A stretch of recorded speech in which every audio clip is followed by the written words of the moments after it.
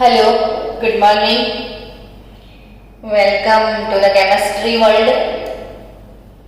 हम ऐसा तो नहीं बोल सकते ना welcome to the Jurassic Park. वैसे है जुरासिक पार्क केमिस्ट्री, लेकिन ऐसा बोल नहीं सकते हैं हमारे सब्जेक्ट जो है। सो अगेन केमिस्ट्री की दुनिया में आपका स्वागत है। चाहे जुरासिक पार्क हो या फिर कोई भी पार्क हो, लेकिन पार्क है। आज एक હેલો સ્ટુડન્ટ્સ, આજે બહુ જ સરસ ટોપિક છે નન્સ્ટ સમીકરણ. કયું સમીકરણ? નન્સ્ટ સમીકરણ. થોડું કન્સેપ્ચ્યુઅલ છે. જે લોકોને બહુ જ સરસ રીતે સમજશે ને એના ઘણા બધા પ્રશ્નો સોલ્વ કરી લેશે. આમાંથી એમસીક્યુઝ પડવાના ચાન્સીસ ઘણા બધા છે. પ્લસ આખું ઇલેક્ટ્રોકેમિસ્ટ્રી ચેપ્ટર જ એના પર છે. એટલે પ્રશ્ન જ થાય કે નન્સ્ટ ઇક્વેશન છે શું? NER Nernst equation. હમણાં સુધી આપણે જે ભણ્યા હતા ને એ હતો પ્રમાણિક કોષ. હવે ફરીથી પ્રશ્ન થાય કે પ્રમાણિક કોષ શું હતું? તો કે જેમાં દ્રાવણો જે આપણે લીધા હતા એનોડ અને કેથોડ પર, એમની જે સાંદ્રતા હતી એ સાંદ્રતા 1 મોલર હતી. દ્રાવણોની સાંદ્રતા 1 મોલર હતી. જો વાયુ વિદ્યુત ધ્રુવ આપણે વાપરીએ, હાઇડ્રોજન, ક્લોરીન, બ્રોમીન એવો હોય, તો એમાં જે દબાણ છે ને એ 1 બાર લીધું હોય. આપણે આ કોષ પ્રક્રિયાનું તાપમાન 298 કેલ્વિન મેનેજ કર્યું હોય તો સમજી લો કે એને પ્રમાણિક કોષ કહેવાય. પણ દરેક વખતે આ સિચ્યુએશન તો ના હોય ને. પ્રમાણિક કોષનો પોટેન્શિયલ બી તમને શોધતા આવડે છે કે ભાઈ પ્રમાણિક કોષનો પોટેન્શિયલ E નોટ સેલ બરાબર E naught cell cathode minus E naught cell anode, એટલે પ્રમાણિક કોષનો પોટેન્શિયલ E નોટ સેલ આ સમીકરણથી મળી જાય. આ E નોટ સેલ એટલે આ નોટ લેવલ એ પ્રમાણિક માટે હોય છે. પણ જનરલ કન્ડિશનમાં વિદ્યુત ધ્રુવ પર થતી પ્રક્રિયાઓ સાથે સંકળાયેલા દ્રાવણોની સાંદ્રતા હંમેશા એકમ હોય એવું જરૂરી તો નથી ને. એ 1 મોલરના પણ હોઈ શકે. તો જ્યારે સાંદ્રતા 1 મોલર ના હોય ને એ 1 મોલર કરતા અલગ હોય, તો એવા સંજોગોમાં કોઈ પણ સાંદ્રતા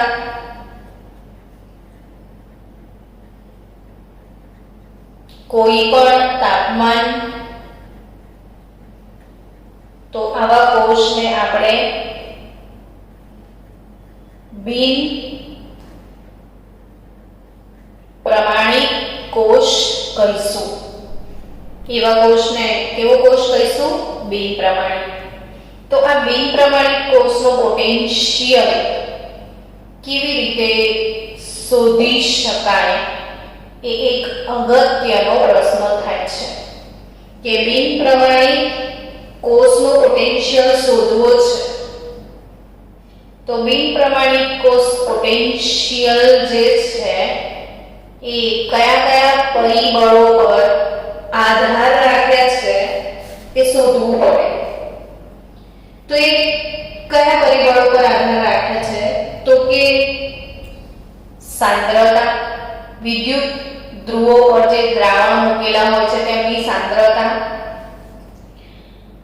પછી કોષનું જે તાપમાન છે તે તાપમાન, અને ત્રીજી વાત કરીએ તો વિદ્યુત ધ્રુવો જે છે એની પ્રકૃતિ પર આધાર રાખે છે.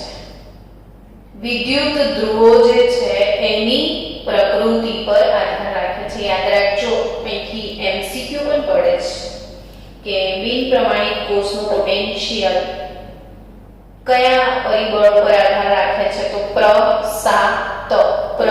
આપણે ખાતા હોઈએ છીએ ને પ્રસાદ, એમ પ્રસાદ યાદ રાખજો. પ્ર એટલે પ્રકૃતિ, સા એટલે સાંદ્રતા અને ત એટલે તાપમાન. હવે પોટેન્શિયલ અને તાપમાન વચ્ચે કોઈ સમીકરણ પ્રસ્થાપિત નથી કરી શકાતું. પ્રકૃતિ કોઈના સ્વભાવ જોડે થોડી સમીકરણ બનાવે, એટલે પછી આ બે ફેક્ટરને પસંદ કરવામાં આવ્યા. કયા બે ફેક્ટર? કે કોષ પોટેન્શિયલ અને સાંદ્રતા. એટલે પોટેન્શિયલ ઈ સેલ બિન પ્રમાણિત હોય તો નોટ નો લેબલ નહીં લાગે, અને સાંદ્રતા વિદ્યુત વિભાજ્યના દ્રાવણોની. તો પોટેન્શિયલ અને સાંદ્રતા વચ્ચેનો જે સંબંધ દર્શાવતું સમીકરણ એટલે જ નન્સ્ટ સમીકરણ. તો હવે ખ્યાલ આવી ગયો હશે કે નન્સ્ટ સમીકરણ શું છે?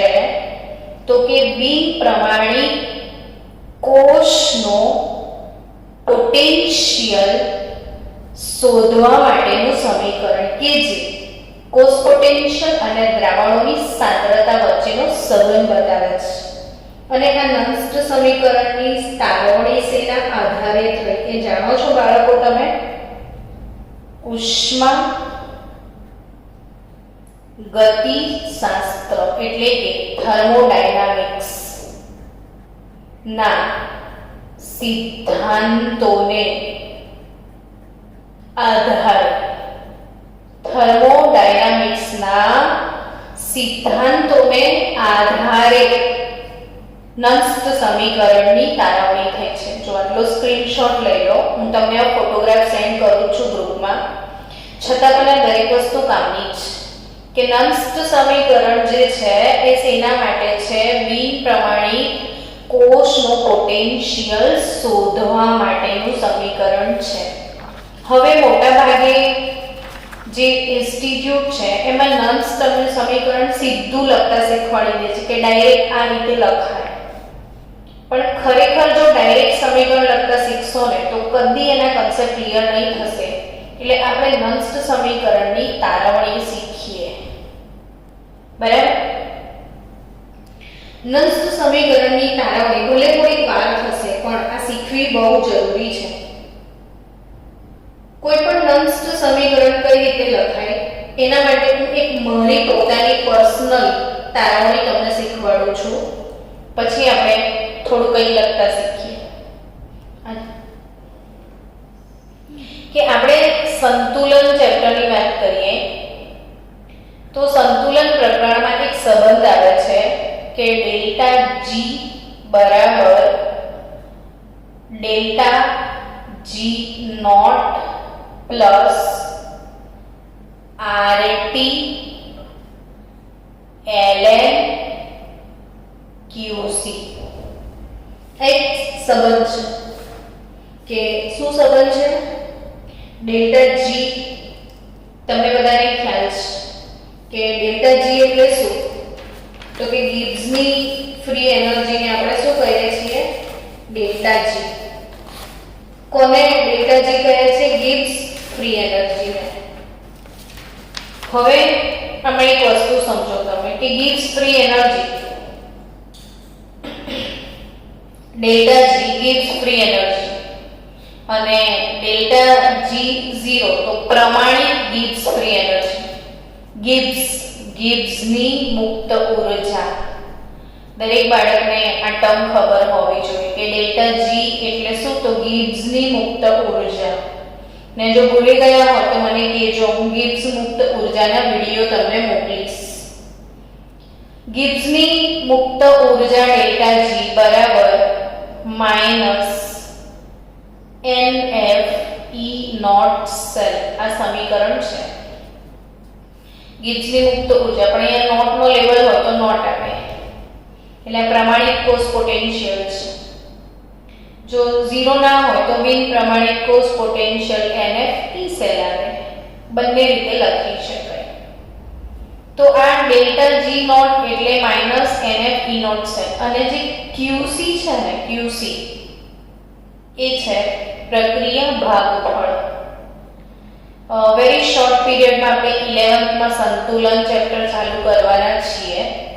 તો એ સંતુલન ચેપ્ટરના તમામ વિડિયોઝ તમને મળવાના જ છે એટલે તમારે એ પણ રિવિઝન થઈ જશે આખું. તો પ્રક્રિયા ભાગફળ QC કહેવાય. QC એટલે શું? તો કે સંતુલન અચળાંક Kc એ જ QC. પણ ક્યારે? જ્યારે સંતુલન સ્થપાય ત્યારે મેળવો એ Kc ને અધવચ્ચે કોઈ ટાઈમે લઈ આવો તો QC. હવે Kc કઈ રીતે લખાય એ સમજાવી દઉં. તો ધારો કે કોઈ રાસાયણિક પ્રક્રિયા છે AA BB CC DD. A mall A B mall B સાથે પ્રક્રિયા કરીને C મોલ C ને D મોલ D નિપજ આપે છે ને અહીંયા આ પુરોગામી ને પ્રતિગામી બંને દિશામાં પ્રક્રિયા થાય છે તો એને સંતુલન કહેવાય. જ્યારે બંનેનો વેગ સમાન હોય તો શું કહેવાય? સંતુલન. આ પ્રક્રિયા માટે મારે સંતુલન અચળાંક Kc અથવા QC લખવો છે. તો કેવી રીતે લખાય? તો કે જે નિપજો છે એની સાંદ્રતા છેદમાં પ્રક્રિયકોની સાંદ્રતા. યાદ રહ્યું બાળકો? સંતુલન અચળાંક કઈ રીતે લખાય? તો કે નિપજોની સાંદ્રતા છેદમાં પ્રક્રિયકોની સાંદ્રતા. એટલે જે મોલ છે ને એ ઘાતમાં જાય. જો ફરી એક સિમ્પલ વાત કરું તો ધારો કે કોઈ સમીકરણ છે 2NH3 gives N2 plus 3 mol H2. હવે આના માટે સંતુલન અચળાંક Kc લખવો છે તો કઈ રીતે લખાય? તો કે H2 ની સાંદ્રતાનો ઘન N2 ની સાંદ્રતા છેદમાં એમોનિયાની સાંદ્રતાનો વર્ગ. આ સિમ્પલ એક વાત થઈ ને. તો સંતુલન અચળાંક એટલે નિપજોની સાંદ્રતા છેદમાં પ્રક્રિયકોની સાંદ્રતા. હવે ડેલ્ટા G તો હમણાં જ શીખવાડ્યું NF E સેલ આવું લખાય. ડેલ્ટા G નોટ તો minus NF E naught cell આવું લખાય. પ્લસ RT ln QC એટલે નિપજોની સાંદ્રતા છેદમાં પ્રક્રિયકોની સાંદ્રતા. આવું થાય. નિપજોની સાંદ્રતા છેદમાં પ્રક્રિયકોની સાંદ્રતા. હવે વિચારો કે હું આમાંથી -NF આખા સમીકરણને -NF વડે ભાગી દઉં તો E સેલ બરાબર E naught cell. E cell બરાબર E naught cell minus RT में माइनस वडे भाग्यो ने तो आ प्लस से माइनस થઈ જશે તો -RT/NF log નિપજોની સાંદ્રતા છેદમાં પ્રક્રિયકોની સાંદ્રતા. અને અહીંયા મેં log લખ્યું છે એટલે 2.303. હવે આ જે 2.303 RT by F આટલી કિંમત 2.303 RT by F ની કિંમત ગણીએ આપણે તો 2.303 તો R શું છે? વાયુ અચળાંક 8.314 જૂલ તમારે લેવાનો હોય છે. આ પરીક્ષામાં MCQ માં બી પૂછે છે. અહીંયા R ની કિંમત જૂલમાં લેવાની છે ને જૂલમાં કેટલી લેશો તમે? 8.314 ને તાપમાન 298 કેલ્વિન અપોન ફેરાડે. 1 ફેરાડે બરાબર કેટલા કુલમ્બ? 96500 ને આ બધી જ કિંમત તમને મળશે 0.059. કેટલી મળશે? 0.059. જો અહીંયા n મૂકું તો 0.059/n થશે. આ ગણતરી શીખજો બરાબર.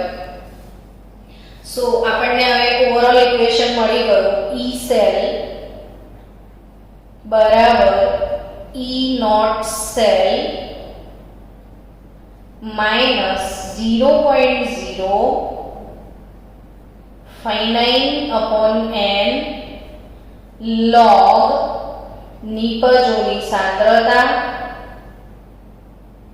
છેદમાં પ્રક્રિયકોની સાંદ્રતા. સમજી ગયા? નિપજોની સાંદ્રતા છેદમાં પ્રક્રિયકોની સાંદ્રતા. તો આ નન્સ્ટ સમીકરણ E સેલ અને સાંદ્રતા વચ્ચેનો સંબંધ બતાવે છે. હવે આપણે એક્ઝામ્પલ દ્વારા સમજીએ. ધારો કે મારી પાસે કોઈ એક સમીકરણ છે m ગેસ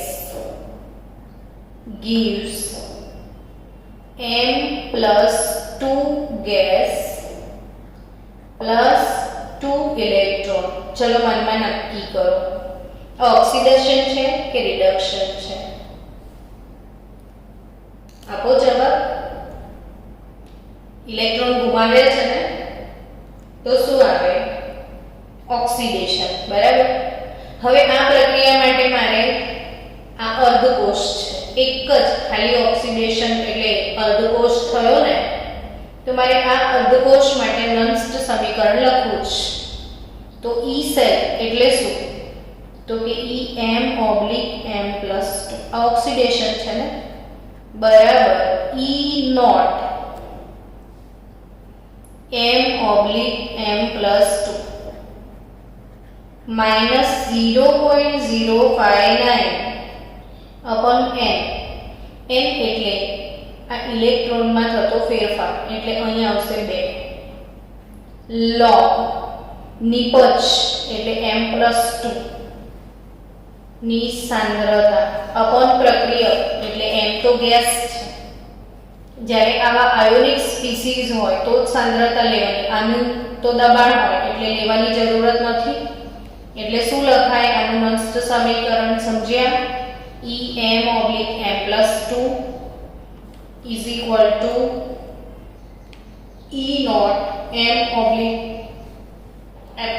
0.059/2 log m+2. હવે જો હું આ સમીકરણને છે ને ઊંધું કરી દઉં, જો આવી રીતે લખું છું કે m n plus n electron મેળવે ને એ m બનાવશે, તો આના માટે નન્સ્ટ સમીકરણ શું લખીશ મેં?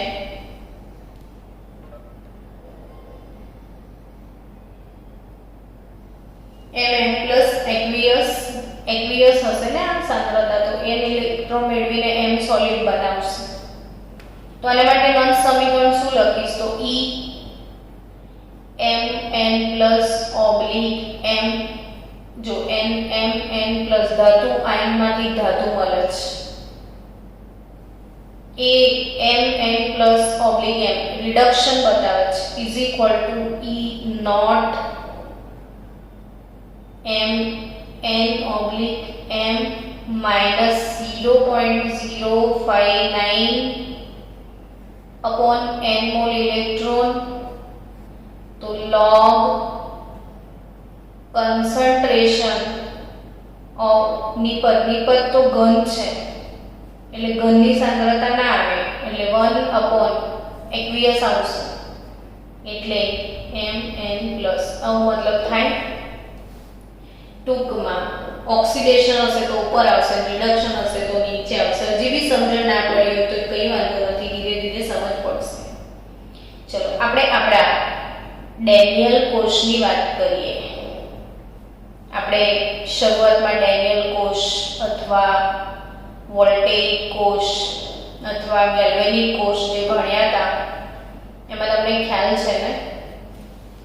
કે આપણો એનોડ જે છે એ ઝિંક હતો, હે ને? તો એના રિડક્શનની જ આપણે કમ્પેર કરીએ.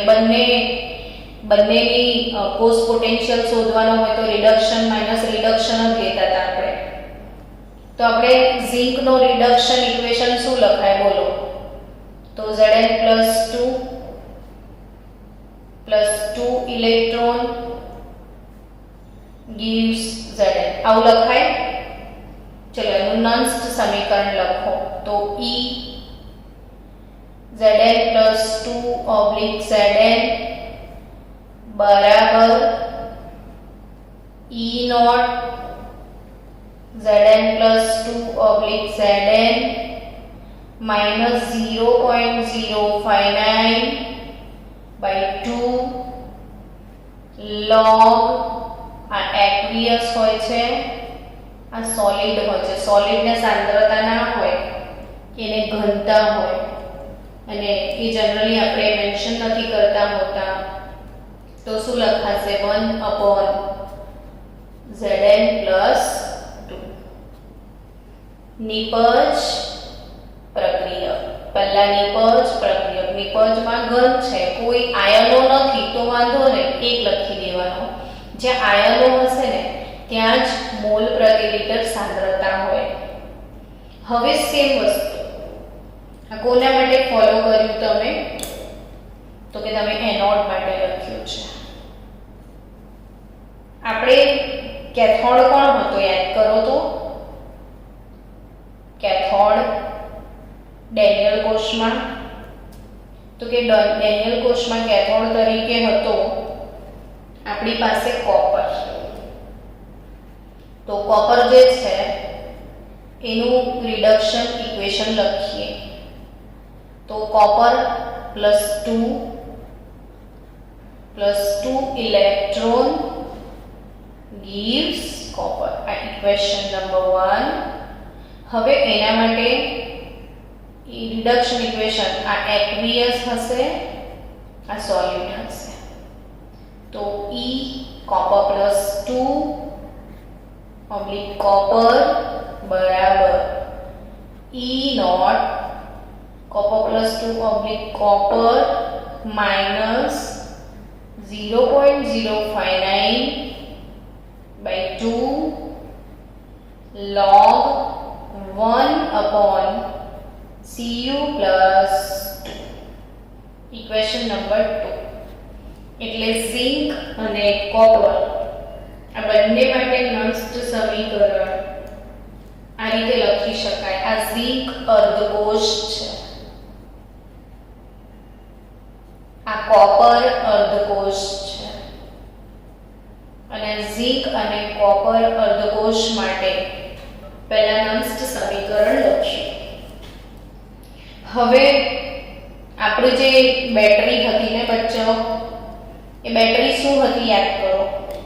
તો આપણી બેટરી હતી ડેનિયલ કોષ Zn/Zn+2, આ એનોડ ક્ષાર સેતુ કોપર +2/કોપર. હવે જો આ કોષને આપણે બિન પ્રમાણિક બનાવો છે, બિન પ્રમાણિક, તો અહીંયા સાંદ્રતા કંઈક લખેલી હશે અલગ જ કે ભાઈ 0.01 મોલર, અહીં લખેલી છે 0.02 મોલર, અહીં 0.02 મોલર સાંદ્રતા, અહીં આ સોલિડ છે ને આ ધન આયન. હવે બિન પ્રમાણિક કોષ થઈ ગયો. કેમ બિન પ્રમાણિક થઈ ગયો? કારણ કે એનોડ અને કેથોડ બંને પર અલગ અલગ સાંદ્રતા છે. હવે આવા કોષ માટે મારે સમીકરણ લખવું છે.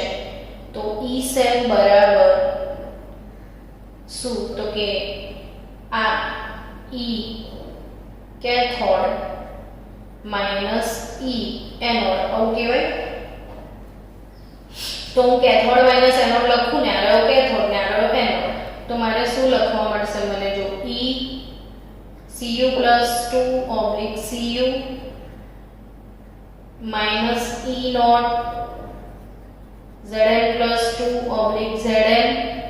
હું આ બંને ઇક્વેશનની બાદબાકી કરું છું. ઇક્વેશન 2 - 1, તો E naught Cu plus 2 oblique Cu minus E naught Zn plus 2 oblique Zn, પછી minus 0.059 by 2 અને minus 0.059 by 2 log 1 upon Cu plus 2 ને પેલું minus minus plus 0.059 by 2 log 1 upon Zn plus 2 થઈ ગયો. તો હવે એને આ તારવણીને આપણે એક પેપર પર લખશું.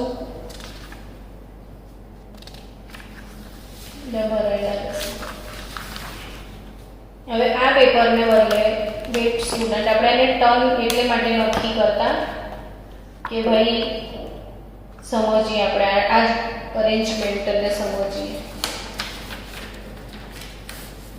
ઉપર લખીશું જો કે આ અરેન્જમેન્ટની ઉપર જઈએ તો શું મળે છે જો E સેલ બરાબર હવે E naught Cu plus 2 oblique Cu this minus this તો E naught સેલ જ લખાશે ને.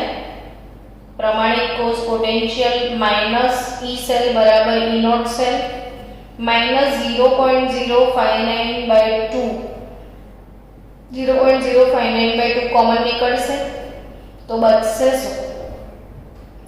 તો બચશે 1 upon log 1 upon copper plus 2 minus common નીકળ્યું છે તો 1 over log 1 over Cu plus 2 minus log 1 upon Zn plus 2 બચશે. તો અહીંયા E સેલ બરાબર E naught cell minus 0.059 by 2 log હવે log A minus log B હોય log A minus log B તો શું થાય તમને ખબર છે? log A by B થશે यानी कि log 1 upon Cu plus 2 અને એના અપોન તો અપોન વાળી વસ્તુ ઉપર આવી જશે એટલે Zn plus 2 એટલે અલ્ટિમેટલી તમે એવું કહી શકો છો આવી રીતે કે Zn plus 2 ઉપર આવી ગયો એટલે ઉપર કોણ આવી ગયો એનોડ ને નીચે કોણ આવી ગયો કેથોડ. એટલે તમે ડાયરેક્ટ એવું કહી શકો. એટલે મોટાભાગના જે ડાયરેક્ટ શીખાવે એ આ રીતે શીખાઈ દે કે E સેલ બરાબર E naught cell minus 0.059 by 2 या અહીંયા n જનરલી n log એનોડની સાંદ્રતા અપોન કેથોડની સાંદ્રતા આવું ડાયરેક્ટ લખી શકાય. તો E સેલ બરાબર E naught cell minus 0.059 by n log anode upon cathode. તો હવે થોડું વધારે ડિટેલમાં જઈએ.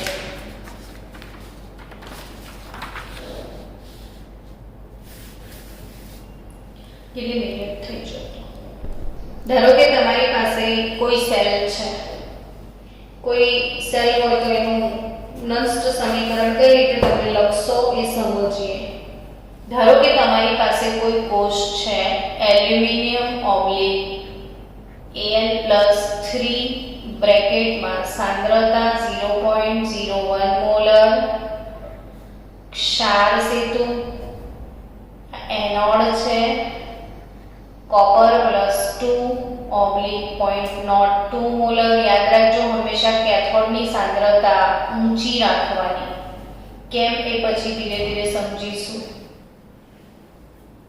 ને આ પ્લસ ધારો કે કોઈક આવી બેટરી છે તમારા પાસે. હવે તમારે એનું નષ્ટ સમીકરણ લખવું છે તો મને ખબર કે તમે ડાયરેક્ટ જ લખી દેશો E સેલ બરાબર E naught સેલ minus 0.059 એનોડની સાંદ્રતા આપણ કેથોડની સાંદ્રતા. પણ ભૂલ પડી જશે.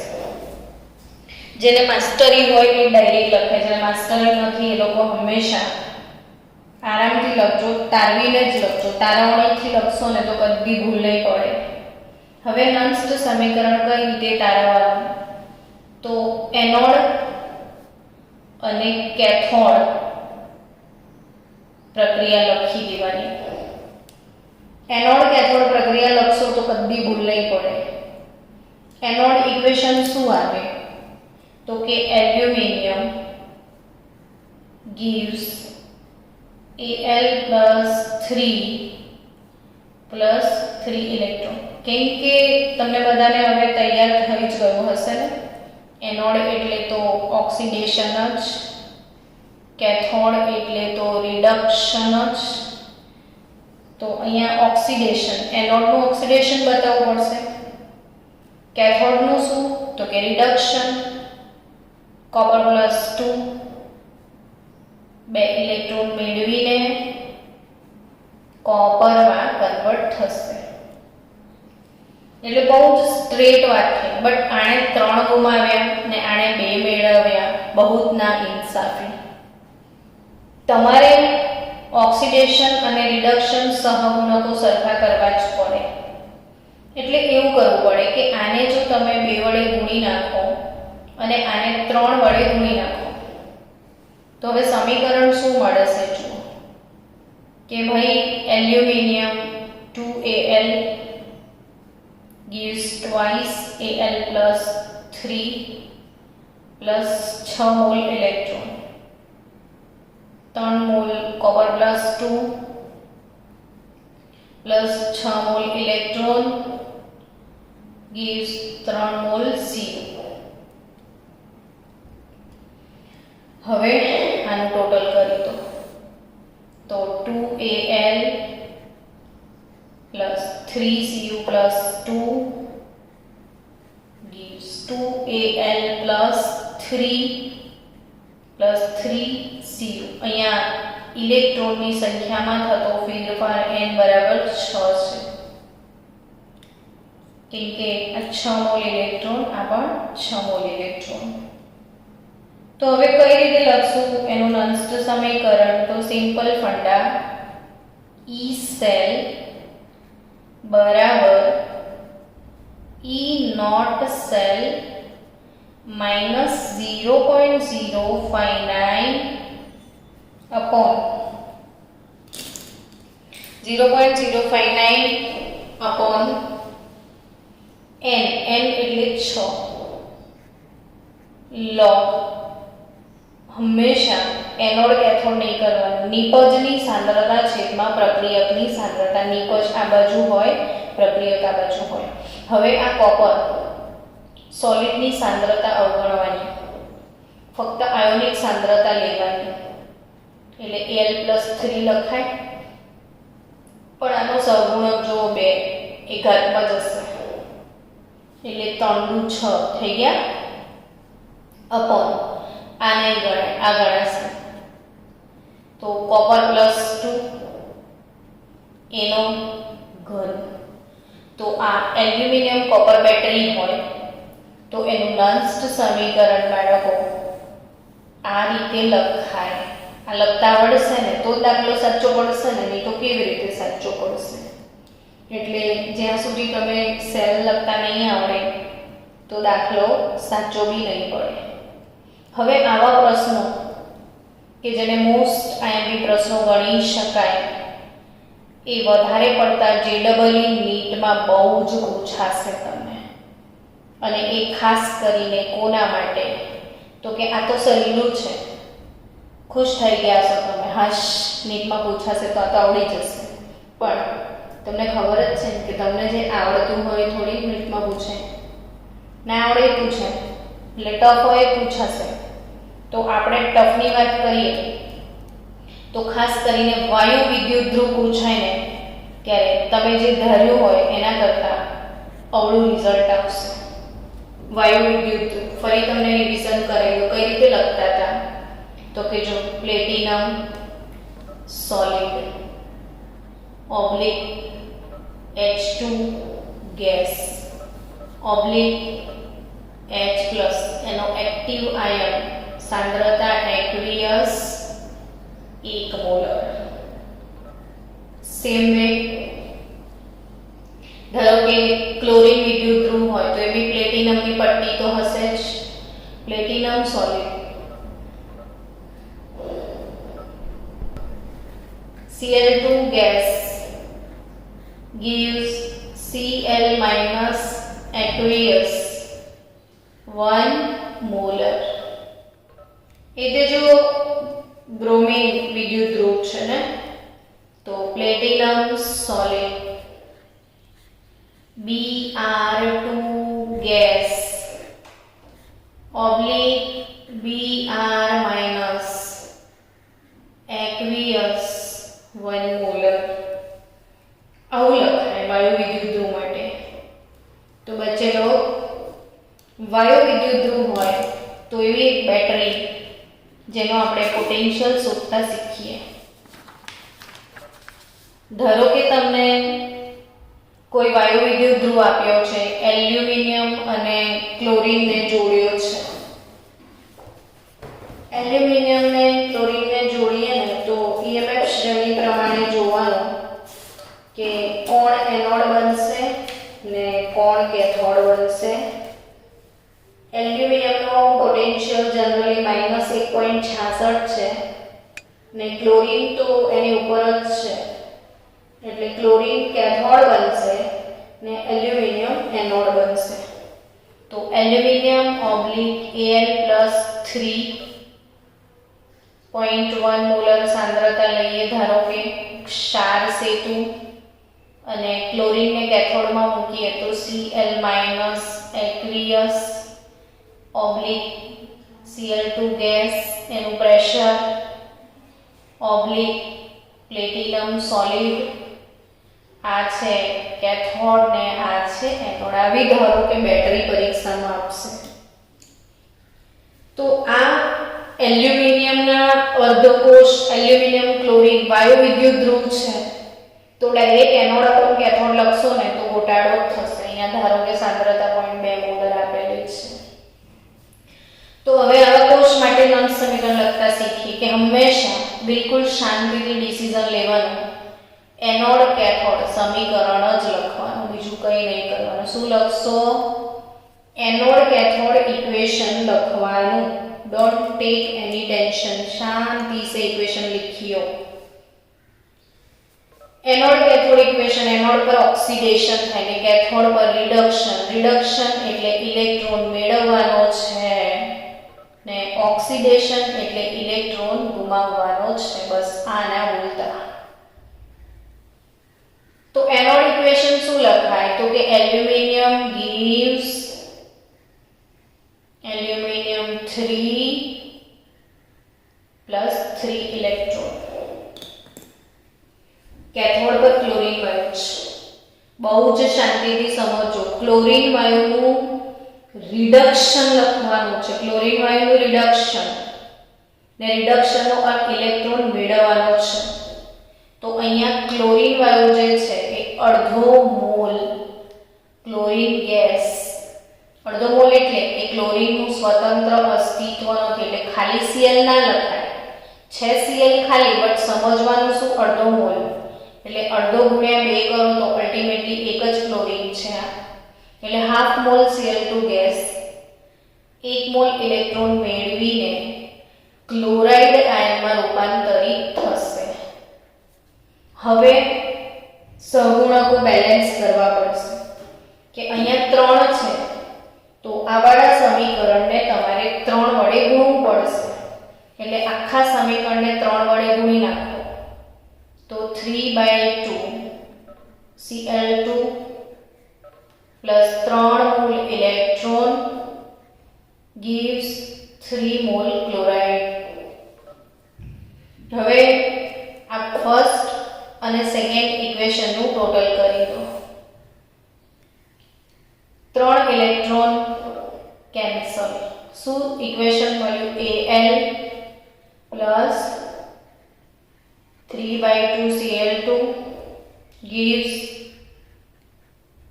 Al plus 3 plus 3 Cl minus. બંને આયોનિક સ્પીસીસ આ બાજુ આવી ગયા. જો આ બાજુ કોઈ આયન નથી. એલ્યુમિનિયમ સોલિડ છે, ગેસ છે, આની સાંદ્રતા ગણવાની આવશે જ નહીં. તો આનું નોન સમીકરણ શું લખાશે? તો કે આનું નોન સમીકરણ આવી રીતે લખાશે E સેલ બરાબર E naught cell minus 0.059 upon n. n કેટલા લઈશું? તો કે 3 log નિપજોની સાંદ્રતા છેદમાં પ્રક્રિયકોની સાંદ્રતા. તો અહીંયા નિપજ તરીકે શું મળશે તમને? Al+3Cl નો ક્યુબ. Al+3 ની સાંદ્રતા Cl - 3 મોલ છે એટલે ઘાતમાં જશે. અપોનમાં સોલિડ ગેસ કોઈની સાંદ્રતા નહીં આવે એટલે અહીંયા અપોનમાં કંઈ જ નહીં આવે છે ને, થોડું ડિફરન્ટ. જે JEE નીટ માટે છે, કોમ્પિટિટિવ લેવલ માટે યાદ રાખજો કે જ્યારે વાયુ વિદ્યુત ધ્રુવ હોય ત્યારે આ તરંગનું સમીકરણ બનશે. ચલો હું તમને હોમવર્ક આપું છું એવા 1-2 સેલ કે જેના નષ્ટ સમીકરણ તમે લખીને બતાવજો. આઈ થિંક તમારા સ્વાધ્યાયમાં ના હોય એવું તો બને જ નહીં. એટલે ટેક્સ્ટ બુક એનો સ્વાધ્યાય વેટ ટેક્સ્ટ બુક તમારે મળી નથી રહી મને. ટેક્સ્ટ બુકનો જે સ્વાધ્યાય છે એ સ્વાધ્યાય જુઓ NCERT text book chapter number 3 અને નષ્ટ સમીકરણ લખો એવો પ્રશ્ન ના હોય એવું નહીં બને. ક્વેશ્ચન 3.5 દાખલો નંબર 3.5 એ તમારું હોમવર્ક. અને 3.5 નીચેના કોષના 298 કેલ્વિન તાપમાને નષ્ટ સમીકરણ અને EMF લખો. આવો એક દાખલો છે. તો નષ્ટ સમીકરણ અને EMF કેટલો છે એ ગણીએ. આપણે એક દાખલો કરાવો, બાકીનો તમે ઘરેથી પછી કરજો. કે mg +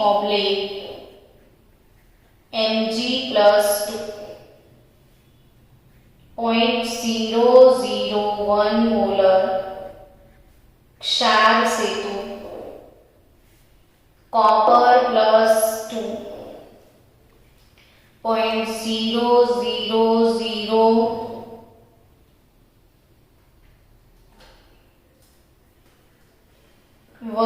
મોલર copper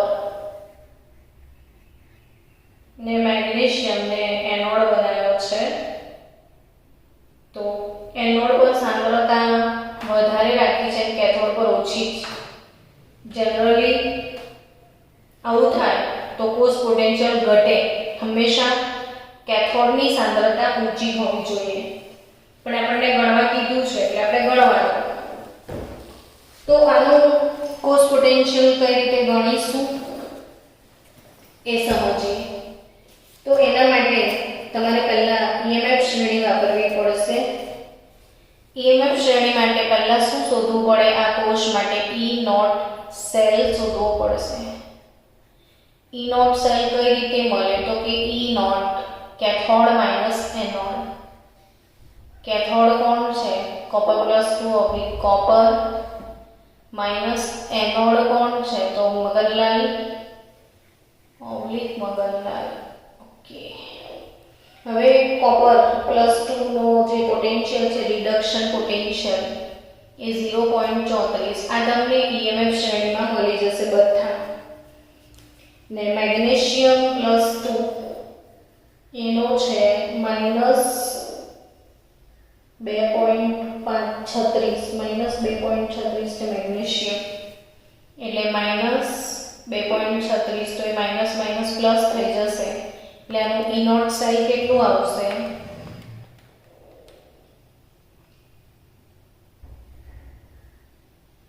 2.7. 4 ને 3 7 એટલે 2.70 વોલ્ટ થયું ને. હવે E નોટ સેલ મળી ગયો. હવે E સેલ લાવવાનો, તો E સેલ કઈ રીતે લાવીશું? તો E સેલ બરાબર E naught cell minus 0.059 by, હવે આ Mg+2 ને Copper+2 બંનેને બે ઇલેક્ટ્રોનનો તફાવત આવશે. એટલે જો આપણે આના માટે ડાયરેક્ટ લખવું હોય તો લખાશે, અહીંયા 2 લખી દઈએ, log એનોડની સાંદ્રતા અપોન કેથોડની સાંદ્રતા, એટલે log concentration of anode upon concentration of cathode.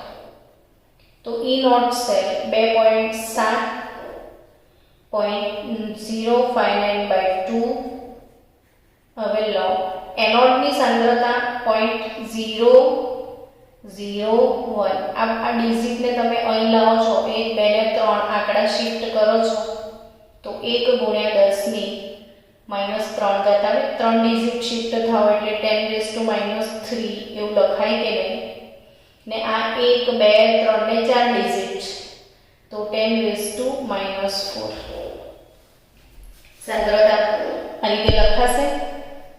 તો 2.7 માઇનસ 0.059/2 કરો તો 0.0295 log. હવે આ 10⁻³ ના 10⁻⁴ ઉપર આવશે એટલે -3 + 4 થાય.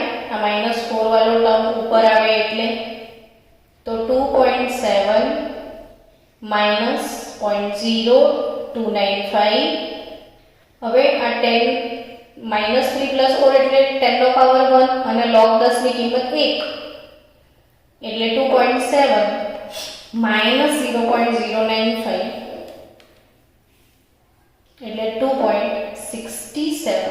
જો અહીંયા જોઈ શકાય છે બાળકો કે એનોડની સાંદ્રતા વધારે રાખીને તો અહીંયા માઇનસ ચિહ્ન એટલે જે પ્રમાણિત કોષ તો 2.70 છે, એના કરતાં પણ કોષ પોટેન્શિયલ ઘટી જાય છે.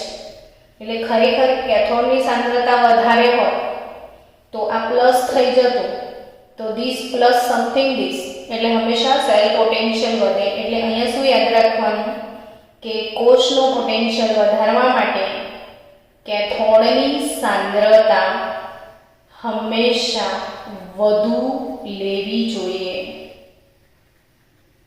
અને એનોડની સાંદ્રતામાં બને તેટલો ઘટાડો કરવો જોઈએ.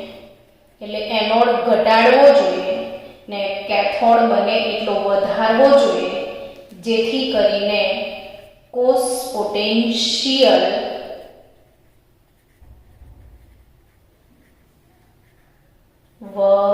વધારી શકાય,